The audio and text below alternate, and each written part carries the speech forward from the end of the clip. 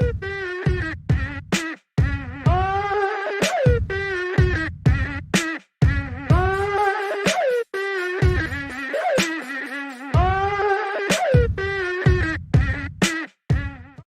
what's up, guys? Welcome back to another video here on the fellow KGB channel. Tonight, we're going to be looking at waiver wire pickups for week 6. Now, I'm going to try to aim for like a good range of guys. I'm going to wide net this thing, so we're just going to hop right into it here. And we're looking at guys that I have a few guys that are in the 50 to 60% ownership here on ESPN.com. And basically every Monday, I'm going to set up a watch list here of about 30 guys that have caught my eye. And I like to filter by like the last 7 days because that gives me a trend of who's the hottest lately. And it just kind of makes things rise a little bit more for me. So at the top of the list here, you got Goran Dragic. I mean, he's playing really well lately. The Heat have been kind of, hit with some COVID and some injury issues, and he's been playing quite a bit of minutes, averaging about 31.3 the last 7 days, almost 18 points a game, 3.3 boards, 4.8 assists, half a steal, and a little bit, almost half a block per game here. So he's been playing really good ball as of late here, and you can kind of see just on a 5-game trend here of over 23 points, so that's really good. On the low end, he'll get you, 14 points here, but as the Heat get healthier, we might see, Tyler Hero, we don't know when he's going to be playing. I think he's out again tonight, but definitely keep an eye on Goran Dragic. He's only 56.6% owned, so there's a small chance he is available in your league. The next guy up on the list is Marvin Bagley III. He's also dual eligible, which we love to see that at the power forward and the center position here.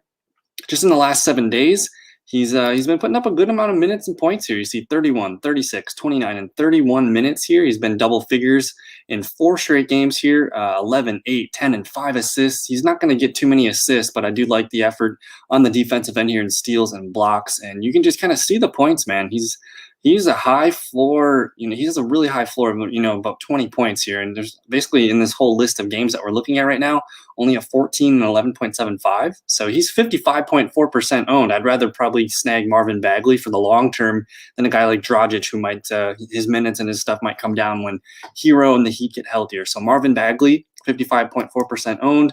I'll just throw in a couple other names here that are, about 50% owned, whether that's Bojan Bogdanovic, DeLon Wright, Otto Porter Jr., and then we'll get into guys that technically should be, available in the majority of leagues here, and that's Kevin Huerter at 41.1% owned. He's also shooting guard and small forward eligible, so we love having those dual eligibilities there.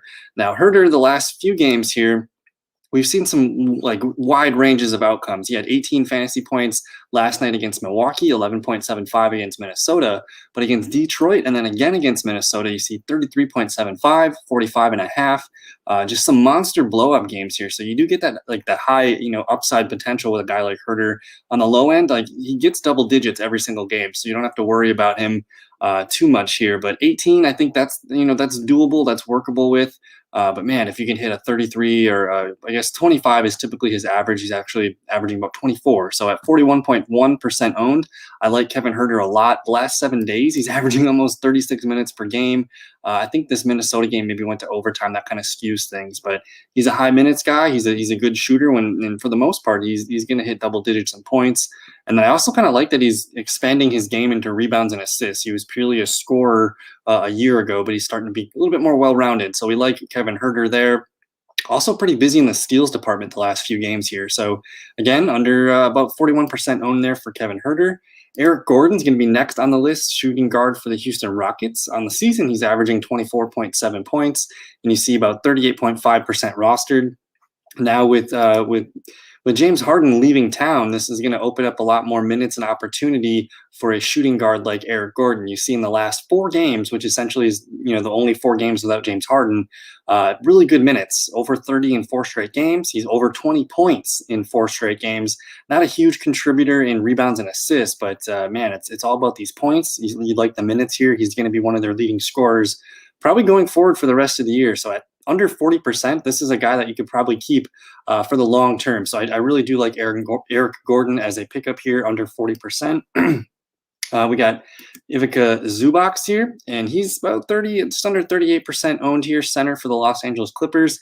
I actually added Zubac in another league of mine. I don't have him in this one that we're looking at, but I did notice that he's kind of got an interesting schedule this weekend. He plays on Tuesday and I think Thursday nights, which is the lesser games of the week here.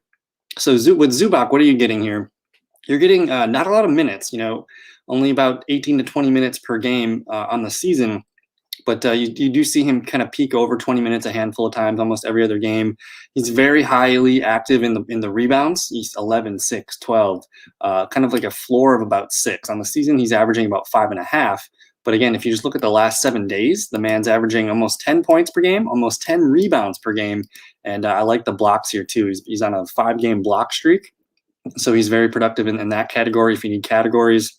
But just a really productive player here. And he's not going to get a ton of minutes, but as like your last guy on your bench, Zubac could be an interesting add here. And you kind of see the floor of, 29.75. That's a high-end game, another 29. The 18.5, a 17.75. I think this 7 and this 10 and this 12, kind of a weird blip on the radar here. I don't know if we're going to see these low numbers again. But with a guy like Zubac, you're hoping, for him to hit his average of around 18 points with the potential to go up there. So I like him, again, under 40% owned. The next guy is going to be Carmelo Anthony, power forward and shooting forward or small forward eligibility here. Averaging over 20 points, 21 points on the season, and he's under 35% owned. So this is a guy here he's missed the last few games, the last 3 or 4 games, but when he plays, he's a heavy contributor amongst all categories here. He's still got the scoring, threat that he's always had there. He's going to chip in a few rebounds. He's going to maybe get an assist or 2 per game here, but the steals and the blocks, this has been a really good, it's been a booster for his floors, essentially. He's going to get a steal or a block per game. In the last 7 days, he's averaging 1.5 steals, 1.5 blocks. I guess we'll finish this out 1.5 assists, 3.5 boards, and 13 points. So he's actually playing some really good ball here. And I guess on the floor for him is, 14 to 15 points, which is pretty good. And those are going to be games where if he doesn't get a lot of minutes, of course, it's going to be lower. But you give Carmelo high minutes, almost like 30 minutes per game here, and you could see a pretty nice return. So again, Carmelo Anthony, double eligibility. You love that. Go ahead and check him out. Now I'm going to get to this is probably my favorite guy on the list. He's actually the thumbnail of this video that you're watching. So it's Jeremy Lamb, and he is coming off of an ACL injury from last year. It was last February that Jeremy Lamb tore his ACL, and he just had his first week back last week. He started on the 20th with 19 minutes. The 22nd, he got 28.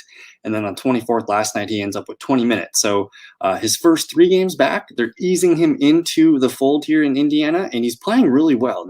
17 points, 18.25, and a high of 35.25. So, if he's just kind of getting eased back into the lineup, we're going to see his minutes increase. You're also going to see his average points per game increase. And just through 3 games, he's already averaging 23.5 fantasy points.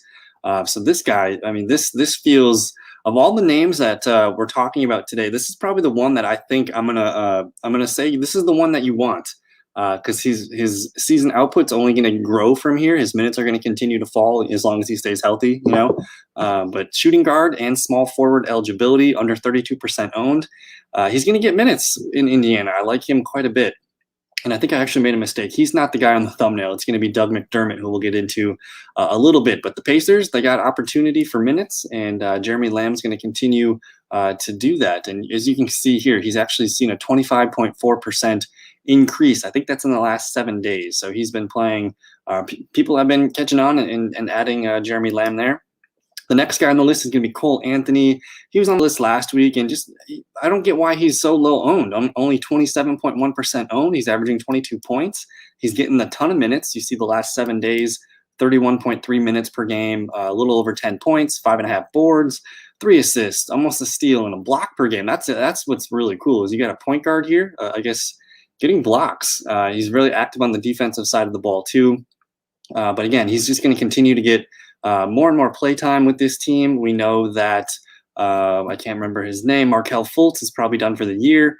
So this is Cole Anthony's opportunity to get a heavy amount of minutes in his rookie season. So you see kind of like a floor of 17 to 18 points establishing here. We can kind of count out that 12-point game as just an outlier here. But he's got a really nice floor, and he's probably going to settle in between this 22 to 32 points per game. And so Cole Anthony, man, like under 27, I guess 27.1% owned. Give him a thought as well. We're going to get into some veterans here. Rudy Gay for San Antonio, averaging almost 24 fantasy points on the season and only 26.1% owned. Now with Rudy Gay, what are we getting? We're not getting a high minutes guy, but with that, you're getting a high volume per minute player. So you see here, he's the last 7 days averaging almost 23 minutes per game, but he's scoring over 15 points per game, 6.5 boards, 1.5 assists, half a steal, and almost a block per game here. So just the last 5 days, really nice player here. If this is the worst player on your team, you're probably looking to be in pretty good shape there. So I like his range. I like his output right now. And even in limited minutes, you see these 17-minute, 18-minute games. Those are floor games, obviously, but 11 to 14 points every now and then is not going to kill you, especially if he's putting up, 28, 34 at least once a week. So keep an eye on Rudy Gay, veteran there for the Spurs. The other veteran to make the list here is going to be Paul Millsap for the Denver Nuggets. He's under 25% owned, and he's at that sweet spot for me. Like, I want all my players to average over 20 fantasy points per game. And especially the last 1 or 2 guys on my roster, they need to be chipping in, 60 to 80 points per week.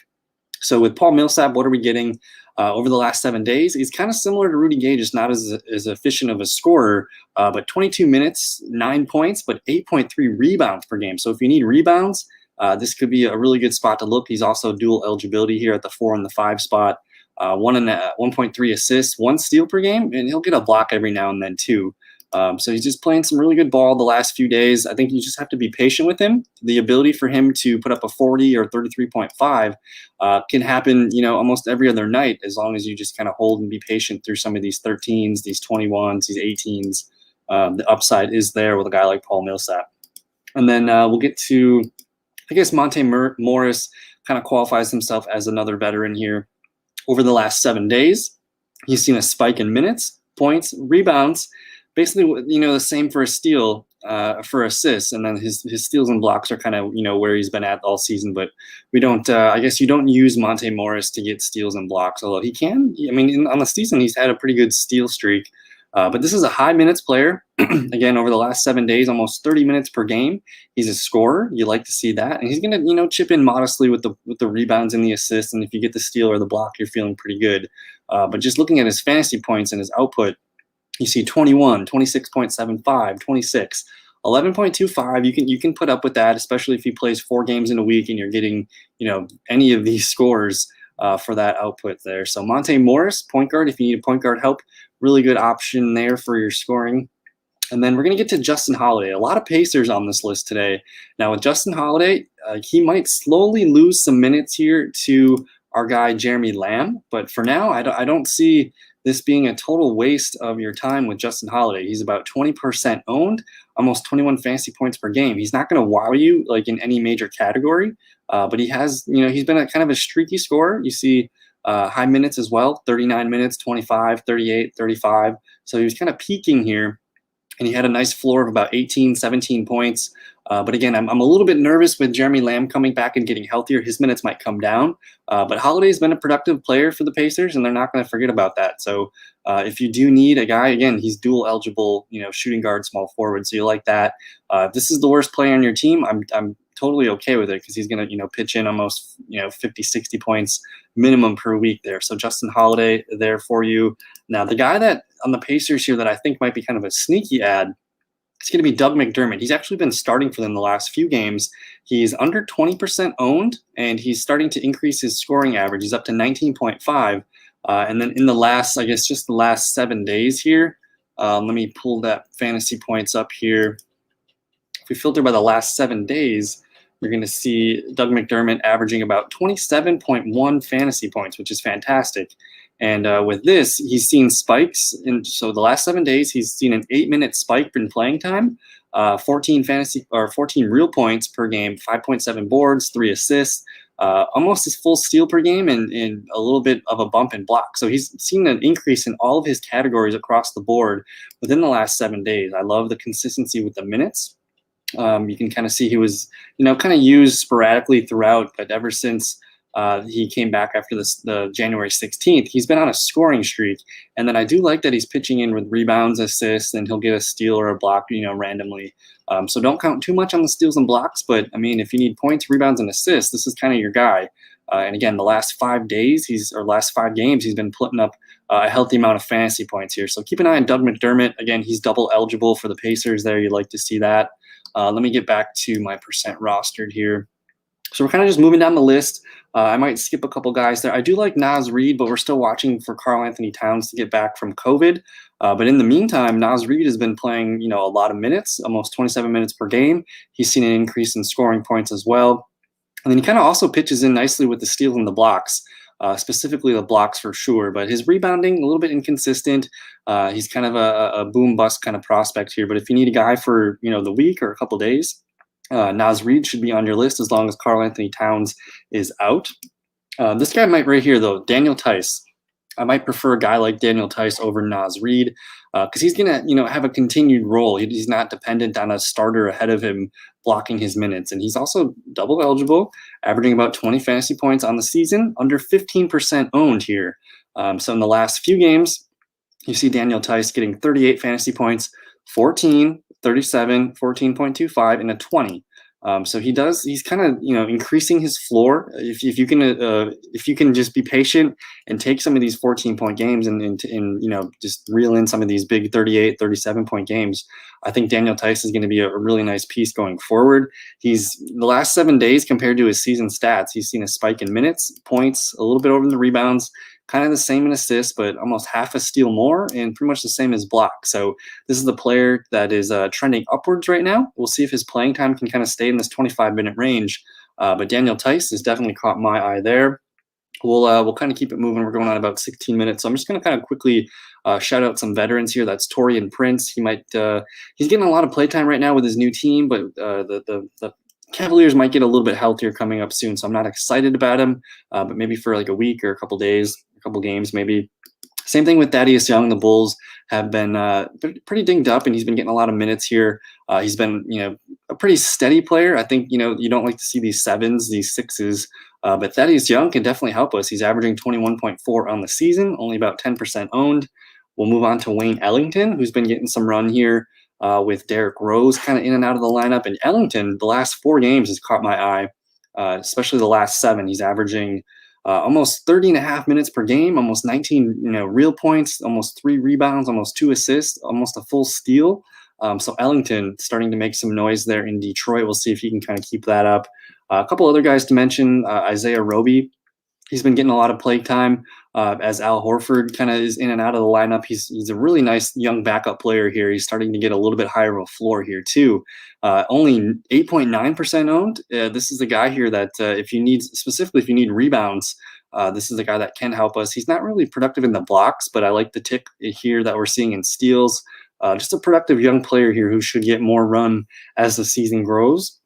TJ McConnell, JaVale McGee, Trey Burke. Jared Vanderbilt is another guy here. If you missed out on Naz Reid, this is a guy that can be productive while Karl Anthony Towns is away. He's a little bit more sporadic, but the last 4 games, if you got that in a week, you're going to be pretty happy with Mr. Vanderbilt here. Devin Vassell, another young San Antonio Spur, who's again dual eligible. We'd love to see that, but he's been playing a lot better the last couple weeks now. If you just basically look at the January 12th on up, his worst game's been 14 or 16 points. So you really like to see that. And then just in the last 7 days, he's seen spikes in every stat across the board here. So Devin Vassell, definitely get him on your watch list if you need a player here. Then we're going to get into some lower owned guys. Now, Robin Lopez, we haven't seen the Wizards play a lot of games. They played last night for the first time in like over 10 days, it looks like, over 12 days. And he got really productive, 24 minutes, 8 points, 7 boards, 5 assists and a block. I don't know if this is going to be an average type, of minutes and output for him, but I'm willing to take a chance on him if I need a center for a week here. So Robin Lopez, Washington Wizards are playing basketball again, so we'll see what happens there. And then this is a guy that's under 1% owned, David Nwaba for the Houston Rockets. Now this is a guy, it's going to be sporadic, I think, with him. He's kind of been in and out of the lineup for a while. So this is definitely a guy that if you just want to add him to your watch list and just see if he starts getting consistent minutes. But he's shown us that when he gets a good amount of minutes, he's going to be a productive player. He's still a young player. But I like what I'm seeing, and his ability to get steals and blocks is really well noted. He can round out the box score, especially if he keeps doing this. I know it's Detroit, but in 21 minutes, the man puts up almost 40 fantasy points there. So that turned my head for me. And then we're just going to finish it with one more guy here, shooting guard Jerome Robinson for the Wizards. This is a 1-game sample really, but he's shown us that when Robinson gets more than about 20 minutes, he's going to be a productive fantasy player. You see down here on January 1st, 22 minutes, 23 fantasy points. 24 minutes on the 9th, 21 and a half fantasy points here. And then last night, 35 minutes and 31.25 fantasy points. So with the Wizards, I mean, they're just getting, the program rolling again. We know there's some injuries and there's a lot of COVID stuff going around still, but only 0.3% owned. If you play in deeper leagues, this could be a guy for you. So that's pretty much the list. I'm probably missed some guys for sure, but these were kind of the top 30 guys that I was just kind of checking, keeping my eye on. Maybe I'll just kind of throw a list here real quick and just see if anyone else that I noticed might be worth a spot. And guys basically around, 70, 60% owned.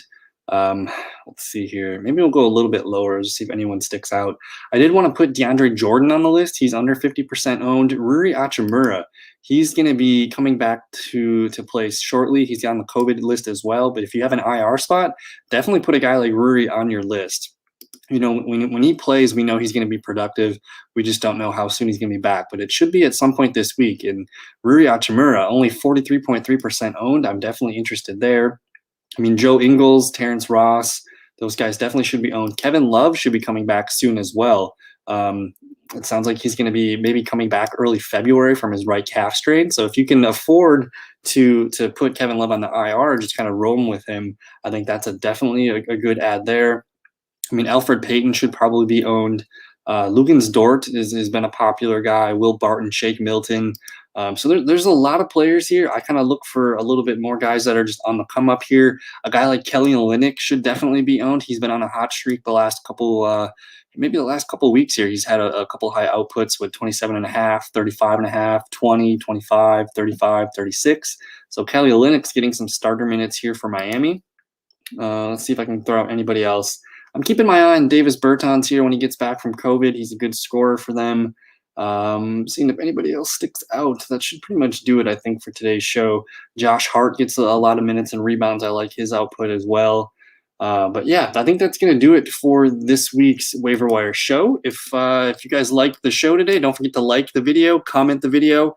I'll ask a question, I guess, like who's your Waiver Wire pickup of the week? How do you guys like to use your waivers? I'm just curious, who's been maybe tell me who's been your best waiver wire pickup of the season. That's always a fun conversation as well. So thank you guys for watching, listening, whatever you need to do, and have a good rest of your night. Thanks. Peace.